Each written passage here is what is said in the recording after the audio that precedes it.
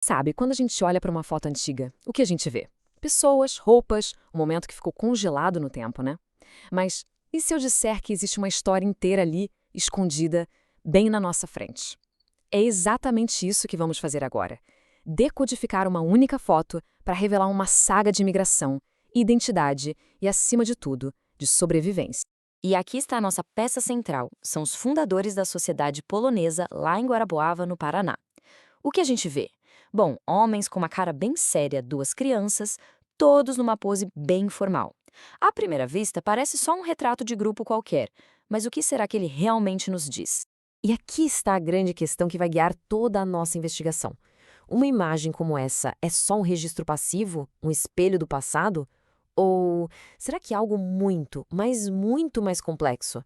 Uma mensagem cuidadosamente construída?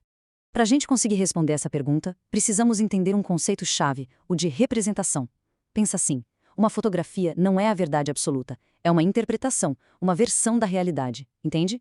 É mais como uma pintura do que uma janela. E entender isso é o primeiro passo para desvendar os segredos que ela guarda. Ok, com essa ideia de representação na cabeça, vamos começar a nossa investigação. A primeira parada é entender a história que não aparece na foto, mas que levou todas essas pessoas a estarem ali. Para entender as pessoas na foto, a gente precisa primeiro entender a jornada delas. O que fez milhares de poloneses deixarem tudo para trás e cruzarem um oceano até o Brasil? Foi uma combinação de fatores. Coisas que os expulsaram de lá e coisas que os atraíram para cá. Agora, olha que interessante o que a gente tem aqui. De um lado, na Polônia, a situação era péssima. O país não existia mais no mapa, a cultura e a língua estavam sendo suprimidas, as pessoas perderam suas liberdades e isso empurrava todo mundo para fora. E no Brasil? O fim da escravidão criou um vácuo gigantesco de mão de obra. O governo brasileiro, então, começou a buscar ativamente imigrantes europeus, não só como trabalhadores, mas como parte de um projeto para povoar e, vamos dizer assim, civilizar o país. Foi a tempestade perfeita que trouxe milhares de poloneses para cá. Certo.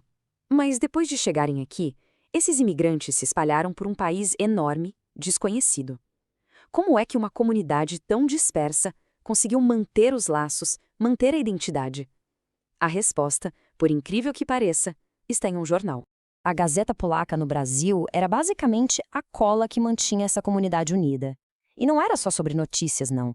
Era um guia geográfico, social, histórico, publicava fotos das novas colônias, fortalecendo a ideia de que, mesmo separados por distâncias enormes, eles ainda pertenciam a algo maior. E estas imagens ilustram o papel do jornal de uma forma brilhante. A Gazeta publicava fotos tanto da terra natal, como essa escola em Varsóvia para manter a memória viva, quanto do Novo Mundo, como essa avenida em Buenos Aires, mostrando o alcance dos poloneses nas Américas. Ela criava uma ponte entre o passado e o presente. Era fundamental. Certo, agora que a gente já entende o contexto histórico e a importância da identidade para essa comunidade, podemos finalmente voltar para as fotos. Chegou a hora de aprender a lê-las como um historiador. O método que vamos usar é bem simples, na verdade, e se divide em 3 partes. Primeiro, a gente vai observar as poses e o posicionamento das pessoas. Depois, vamos procurar por símbolos e pistas no cenário. E, por fim, a parte mais importante de todas. Vamos nos perguntar qual era o propósito daquela foto dentro do seu contexto histórico. Vamos aplicar isso na nossa foto original. As poses são bem rígidas, né? Em parte, isso era por causa da tecnologia das câmeras da época, que exigiam que as pessoas ficassem paradas por um tempo. Mas olha só o posicionamento. O presidente, Francisek Dybowicz, bem no centro com os colaboradores mais próximos ao lado. Isso não é por acaso. A composição da foto reforça a estrutura de poder, a hierarquia do grupo. O poder dos símbolos fica ainda mais claro nesta outra imagem da época. Temos 2 bandeiras hasteadas, quase com certeza da Polônia e do Brasil. É uma declaração visual de uma identidade dupla. E a presença das crianças, bem na frente, também não é coincidência. Elas representam o futuro, a continuidade da comunidade polonesa em solo brasileiro. Mas por que essa necessidade toda de projetar uma imagem de ordem, de futuro? Essa citação de um colono revela o profundo sentimento de alienação. Imagina chegar numa terra estranha, onde a língua local soa como a vozearia dos gansos. Nesse cenário, criar uma imagem de união, de prosperidade, isso não era vaidade. Era uma estratégia de sobrevivência, tanto psicológica quanto social.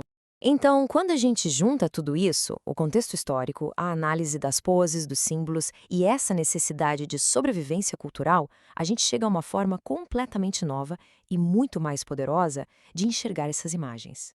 O ponto crucial é exatamente este. Para a comunidade imigrante polonesa, a fotografia era uma ferramenta para construir e projetar uma identidade.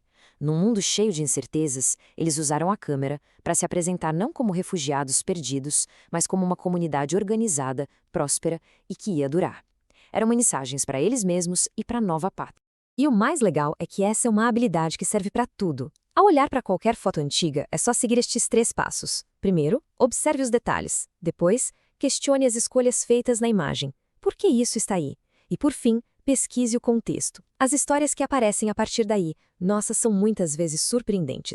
Isso tudo nos leva a uma reflexão final. Hoje, na era das selfies, dos feeds infinitos, a gente também está o tempo todo se representando.